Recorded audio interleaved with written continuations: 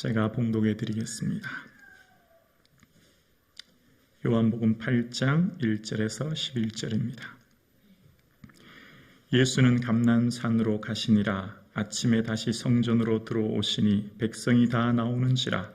앉으사 그들을 가르치시더니 서기관들과 바리새인들이 음행 중에 잡힌 여자를 끌고 와서 가운데 세우고 예수께 말하되 선생이여, 이 여자가 간음하다가 현장에서 잡혔나이다. 모세는 율법에 이러한 여자를 돌로 치라 명하였거니와 선생은 어떻게 말하겠나이까? 그들이 이렇게 말하면 고발할 조건을 얻고자 하여 예수를 시험함일러라. 예수께서 몸을 굽히사 손가락으로 땅에 쓰시니 그들이 묻기를 마지 아니하는지라. 이에 일어나 이르시되 너희 중에 죄 없는 자가 먼저 돌로 치라 하시고 다시 몸을 굽혀 손가락으로 땅에 쓰시니 그들이 이 말을 듣고 양심의 가책을 느껴 어른으로 시작하여 젊은이까지 하나씩 나가고 오직 예수와 그 가운데 섰는 여자만 남았더라. 예수께서 일어나사 여자 외에 아무것도 없는 것을 보시고 이르시되 여자여, 너를 고발하던 그들이 어디 있느냐? 너를 정죄한 자가 없느냐? 함께요. 대답하되 주여 없나이다. 예수께서 이르시되 나도 너를 정죄하지 아니하노니 가서 다시 죄를 범하지 말라 하시니라. 아멘. 예배드림이 은혜요 축복인 줄로 믿습니다. 오늘 이 예배드림이 하나님께 영광이 될 줄로 믿습니다. 아멘. 예수님의 체포명령이 내려진 상황에 예수님께서는 감람산으로 가셨습니다. 예수님의 사역의 중요한 순간은 언제나 기도의 시간이셨고 예수님께서는 항상 기도의 삶을 사셨던 것을 보게 되었습니다. 그렇게 감람산으로 가서 기도하셨던 주님은 이른 아침 성전에 내려오셔서 성전에서 백성들에게 말씀을 전하게 되어집니다. 그런데 시끌벅적 사람들의 소리가 들립니다. 매우 급박한 환경이 벌어진 것입니다. 서기관과 바리새인들이 음행한 여인을 현장에 끌고 와 세우고 예수님께 질문한 것입니다. 선생님이여, 이 간음한 여자가 현장에서 붙잡혔습니다. 모세의 율법은 돌로 치라 하는데 당신은 어떻게 하겠습니까? 라고 예수님을 곤란한 입장으로 내몰아 세우는 겁니다. 모세의 율법 레위기 20장에 보면 간음한 여자는 돌로 치라 하였고 그러나 율법대로 그를 치면 그 당시 로마법에 걸리는 것이었습니다. 로마법에는 이 이스라엘은 로마의 통치하에 있었는데 사람을 죽이는 살인은 로마의 법정을 반드시 통과해야 되기 때문에 돌로 치면 로마법에 걸리고 오히려 돌로 치지 않으면 레위기 율법에 걸리게 되는 진퇴양난의 상황 가운데 예수님을 시험하고자 하는 모습이 오늘 본문에 나오는 것입니다. 그때 예수님께서는 바닥에 뭔가 글을 쓰게 되시고 사람들이 양심의 가책을 느끼게 되어서 젊은이부터 늙은이부터 젊은이까지 다 그 자리를 떠나게 되는, 그래서 예수님이 용서해 주시는 모습을 오늘 본문의 말씀의 전체 내용입니다. 오늘의 본문의 전체 내용을 요약하면 저는 이렇게 느낍니다. 한마디로 요약한다면 너나 잘하세요. 저는 그 느낌을 딱 받게 되었어요. 그리고 다시 곰곰하게 말씀을 묵상하게 되었습니다. 교회란 무엇인가를 생각해 보았습니다. 이 말씀을 묵상하면서 교회를 다시 한번 생각하게 되었어요. 교회는 예수님의 사랑으로 묶여진, 사랑의 띠로 묶여진 부모, 형제, 자매가 모인 믿음의 공동체인 줄로 믿습니다. 각각의 다른 형편에 있는 사람들이 예수님의 보혈로 묶여진 유기체적 공동체입니다. 아들이 아프면 온 가족이 힘들고 아픈 것처럼 한 가정에 누군가가 아파하고 힘들면 공동체 전체가 힘든 것처럼 교회는 그런 곳이죠. 교회는 예수님의 몸으로 구성되어져서 한 사람이 신음하고 아프면 교회 전체가 힘들어지는 것을 경험하게 되어집니다. 교회는 각자의 삶의 형편과 처지가 다른 사람들이 모인 곳이 바로 이 교회 공동체입니다. 젊은 청년으로부터 요양병원에 누워 계신 어르신 성도님까지 계십니다. 초등학교를 졸업하신 성도님도 계시지만 박사학위를 가지고 계신 성도님도 계십니다. 매달 힘겹게 직장생활하며 전월세를 내야 하는 성도님들도 계시지만 한 기업을 경영하는 기업의 대표로서 비교적 여유로운 삶을 사는 성도님들도 계십니다. 주일 예배 한 번만 예배 드리는 성도님이 신앙생활하는 성도님이 있는 반면 매일 새벽 이처럼 수요 예배, 금요 성령 기도회를 나오며 온 마음을 다해서 예배 드리는 성도님들도 계십니다. 신앙생활의 모습도 격차가 나고 삶의 모습도 격차가 있는 것이죠. 하루 자고 나면 어떤 성도님은 응급실에 실려가 위독하게 급하게 수술하시는 성도님이 계시고, 또 하룻밤 자고 나면 어떤 성도님은 급하게 몸에 암이 걸리셔서 힘들어하시는 성도님을 발견하게 되어집니다. 참으로 마음이 아프고 힘들 때가 많습니다. 또 하룻밤 자고 나면 어떤 성도님은 교회에 대한 원망, 성도님에 대한 불평으로 큰 시험과 환난으로 어려워한 성도님이 계세요. 그럼 그 성도님을 향해 집중적으로 기도하면 또 다른 성도님, 예를 들어 A라고 하는 성도님이 큰 시험을 만나면 그 성도님을 향해 중보하고 기도하면 또 다른 날은 B라고 하는 분이 또 큰 시험에 들어요. 그럼 또 그분을 위해 기도하고, 어쩌면 쉼 없이 끊임없이 문제가 있는 곳이 교회 공동체가 아닌가 생각해 보게 되어집니다. 또 어떤 성도님은 항상 다른 성도님의 모습을 보면서 불평하는 성도님도 계시죠. 왜 저분은 교회 중직이라고 하면서 저렇게밖에 신앙생활을 하지 않습니까? 왜 저 성도님은 저렇게 생활합니까? 라고 하는 타인에 대해 원망하는 성도님들도 계시고, 타인에 대한 허물을 가지고 끊임없이 말씀하는 성도님들도 보게 되어집니다. 교회는 사랑으로 묶여진 공동체인 것이 분명합니다. 그래서 타인에 대한 관심이 유독 많은 것이 교회인 것을 보게 되어져요. 그러면서 저는 말씀을 묵상하면서 이렇게 한번 생각해 보았습니다. 교회가 10명의 자녀를 둔 부모가 있는 것이라면, 첫째 아들은 희귀병에 걸려 병원에 입원하여 많은 병원비가 들어 어머니가 매일 간호하고 있는 상황입니다. 둘째 아들은 결혼을 해야 되는 상황인데 결혼할 집을 장만해야 됩니다. 그래서 부모님께 어떻게든 뭔가 전세라도 얻을 돈을 구하고 있는 상황. 셋째 아들은 몸에 장애가 있어 집에 누워 있습니다. 넷째 아들은 대학 입학을 해야 되는데 등록금이 없는 거예요. 다섯째 아들은 한창 공부해야 될 고등학생입니다. 당연히 과외를 하고 학원을 다녀야 되는데 경제적인 여유가 없어서 힘들어합니다. 여섯째 아들은 중학교에 다니는데 사춘기가 와서 그만 집을 나가버렸습니다. 집이 너무 형편이 안 좋으니까요.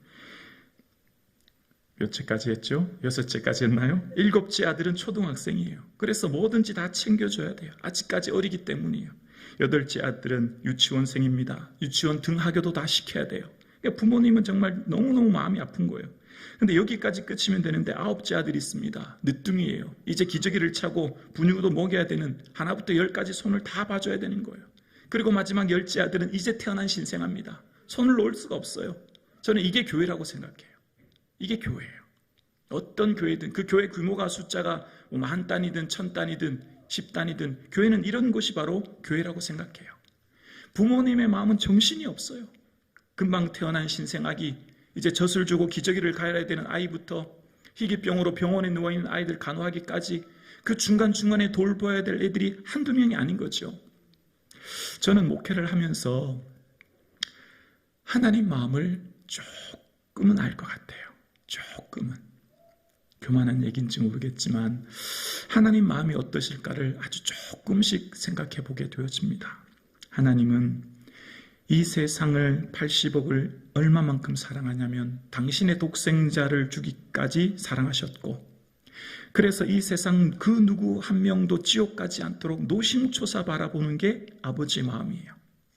그래서 사람들은 자신의 죄가 얼마나 큰지를 모르고 자신은 허물과 본질상 진노의 죄로 죽어야 될 그를 주님이 십자가로 구원해 주신 것을 잊고 끊임없이 타인에 대해 손가락질하고 타인에 대해 불평하고 타인에 대해 원망하는 이 세상을 보면서 아버지의 마음은 아파하는 것이 오늘 우리 애가 사는 시대가 아닌가 생각해 보게 되었습니다. 예수님의 마음이 얼마나 괴로울까를 생각해 봅니다. 막내 아들, 막 태어난 신생아, 기저귀도 가려야 됩니다. 분유도 먹여줘야 돼요. 노심초사 이 아이를 돌보지 않으면 어느 누구도 돌볼 수 없는 상황입니다.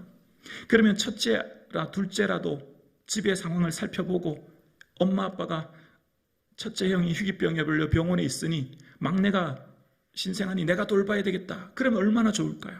부모님 입장에서 말입니다. 부모님이 볼 때 형제가 많으면 건강한 아들이 동생을 돌보면 얼마나 그 마음이 흐뭇하겠습니까? 근데 중학교 녀석은 사춘기가 와서 또 집을 나가버립니다. 어느 누구도 가정을 돌보지 않아요. 그럴 때 그 부모님의 마음이 어떨까요? 저는 이것이 오늘날 우리 삶에 일어나는 교회의 모습이라 생각해요. 만약 중학교 다니는 혹은 고등학교 다니는 아이가 어머니 아버지가 얼마나 힘들까를 생각하고 늦둥이라도 돌보고 혹은 초등학교 다니는 아이들 등하교라도 시킨다면 부모님의 마음은 즐겁고 기쁘지 않을까 생각합니다. 여러분, 오늘 본문은 우리가 너무나 잘 알고 있는 본문의 내용입니다. 바리새인과 서기관들은 율법을 정죄의 도구로 사용해요. 그래서 예수님을 시험하고 그것을 통해서 자기의 의를 드러내려고 하는 것이 다분히 숨겨져 있습니다. 이 여인은 또한 얼마나 수치스럽겠습니까? 오늘날처럼 도시 집중화로 인해 내 옆집에 누가 사는지는 모르는 이런 상황이 아니에요. 우리나라만 해도 그렇지 않아요. 우리나라 50, 60년대만 해도 시골 시족 문화 중심에는 옆집에 숟가락이 몇 개인지 다 압니다. 이 당시 평판은 그 사람의 명예는 매우 중요해요. 어쩌면 인격살인을 당한 것 아니겠습니까? 예수님 당시도 마찬가지죠. 명예가 너무나 중요한 시대를 살고 계신 거예요. 그 중에 가장 중요한 한 가지는 정결법입니다. 정결이에요. 거룩이 가장 중요한 가치인데 이 여인은 이미 죽은 거나 마찬가지죠. 사람들은 허물과 죄를 보지만 예수님은 아픔과 상처를 보십니다. 사람들은 정죄하지만 예수님은 그 마음의 상처를 보시는 분이 예수님이에요. 예수님이 땅에 손가락에 글을 쓰신데 쓰시다라고 하는 이 말이 문법적으로 매우 오랜 시간 쓰고 있는 완료형을 쓰고 있는 것을 보게 되어요. 뭔지는 모르지만 굉장히 오랫동안 쓰고 계셨어요. 그런데 한 번이 아니에요. 2번 쓰신 것을 우리는 알 수 있어요. 6절에 한 번, 7절에 한 번. 그러니까 예수님께서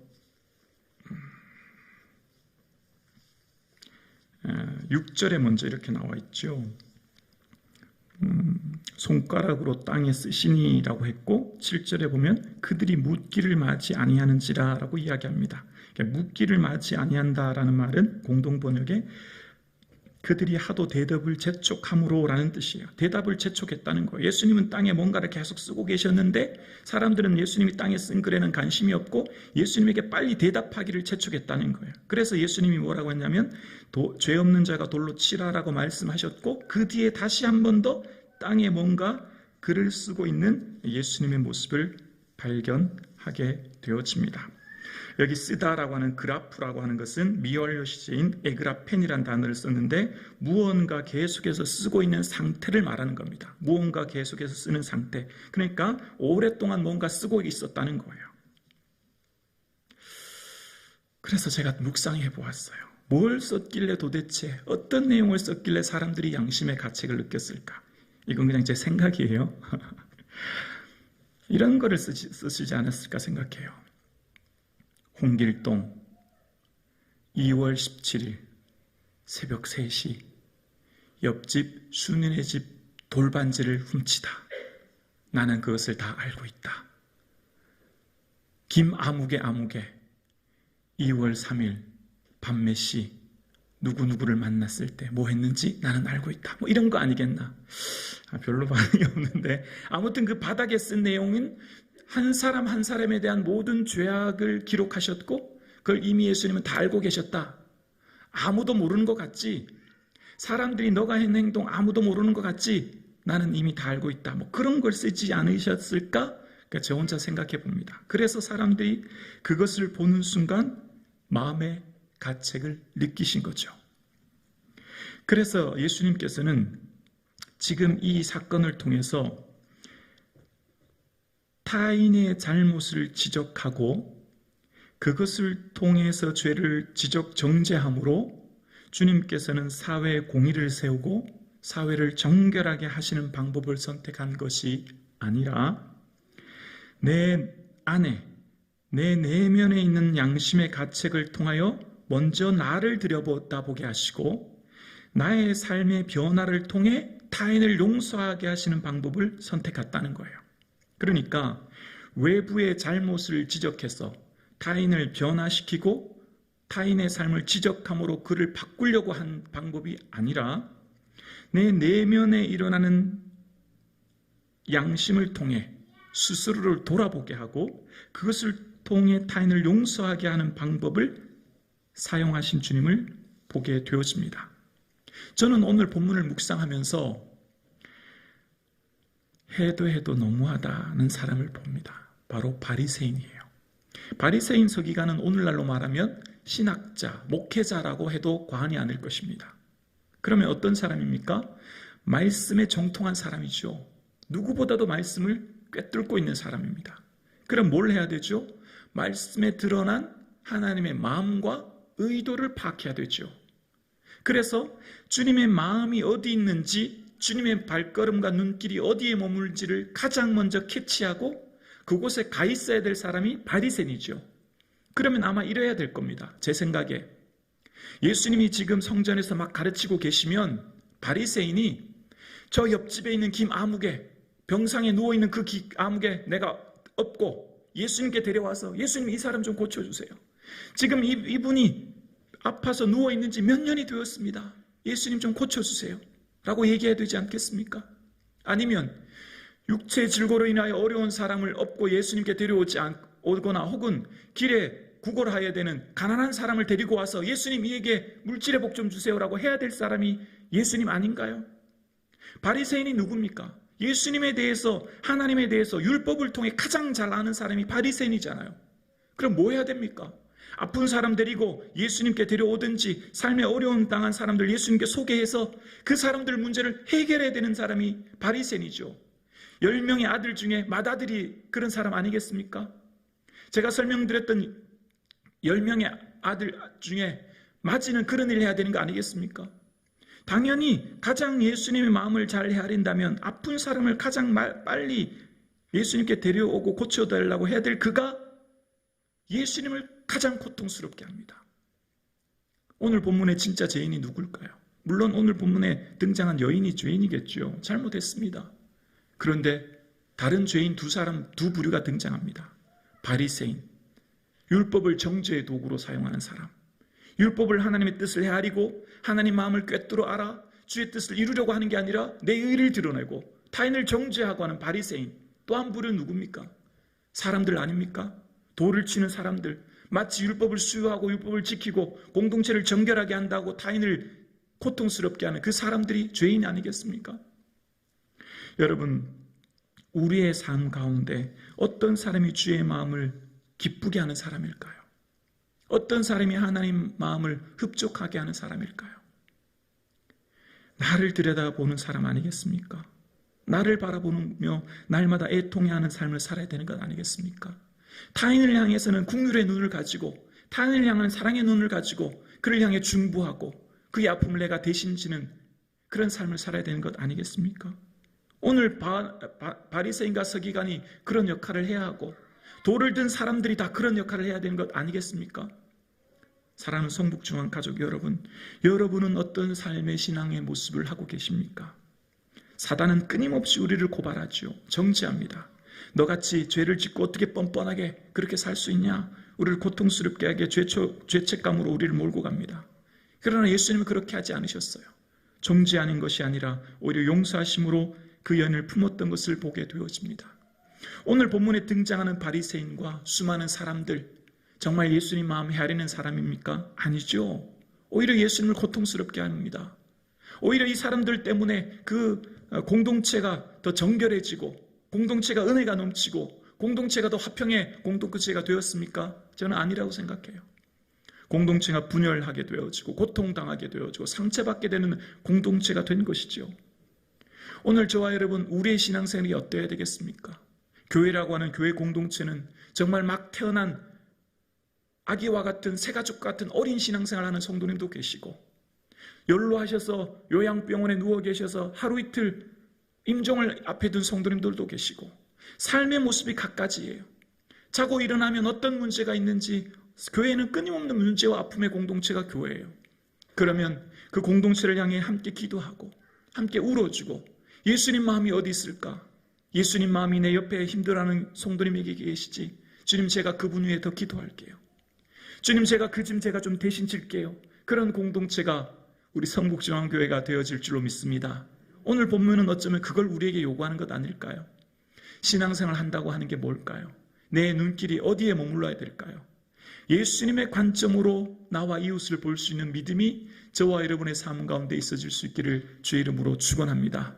우리가 신앙생활 한다고 하는 것은 끊임없이 내 눈에 보이는 정죄의식과 타인에 대한 허물, 그것을 덮을 수 있는 사랑이 저와 여러분의 삶 가운데 있기를 주의 이름으로 축원합니다.